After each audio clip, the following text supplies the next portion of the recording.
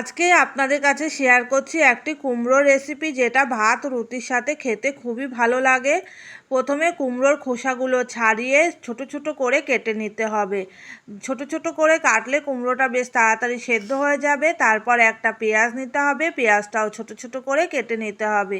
দুটো কাঁচা লঙ্কা নিতে হবে, কাঁচা লঙ্কাটাও চিড়ে নিতে হবে। আপনারা যদি লঙ্কা বেশি খান তো লঙ্কা দিতে বেশি পারেন।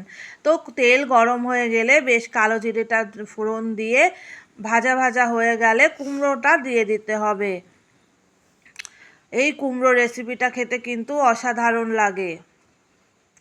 কুমড়োটা বেশ ভালো করে নেড়ে চেড়ে কাঁচা লঙ্কা চেরা দুটো দিয়ে দিতে হবে। তারপর কুমড়োটা আবারও বেশ ভালো করে নেড়ে চেড়ে নিয়ে পরিমাণ মতো লবণ, পরিমাণ মতো হলুদ, পরিমাণ মতো চিনি দিয়ে নেড়ে নিতে হবে। কুমড়োটা যখন বেশ হালকা ভাজা ভাজা হয়ে যাবে তখন কেটে রাখা পেঁয়াজটা দিয়ে ভালো করে নেড়ে চেড়ে নিতে হবে। তারপর একটা থালা দিয়ে ঢাকনা দিয়ে ঢেকে দিতে হবে। এতে কিন্তু কোনো জল দেওয়া যাবে না। ঢাকনার সাহায্যে ঢেকে ঢেকে বারবার এটাকে রান্না করতে হবে, আর ঢাকনাটা বারবার তুলে দেখতে হবে যাতে কুমড়োটা না পুড়ে যায়।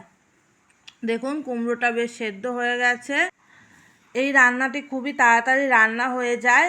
যাদের হাতে সময় খুবই কম থাকে তারা এই রান্নাটি খুব তাড়াতাড়ি কম সময়ের মধ্যে করে নিতে পারেন। আমার রেসিপিটি যদি ভালো লাগে অবশ্যই লাইক করবেন, কমেন্ট করবেন, সাবস্ক্রাইব করবেন। আমার পুরো ভিডিওটি দেখার জন্য আপনাদেরকে অসংখ্য ধন্যবাদ। ভালো থাকবেন, সুস্থ থাকবেন, বাড়ির সবাইকে নিয়ে ভালো রাখবেন।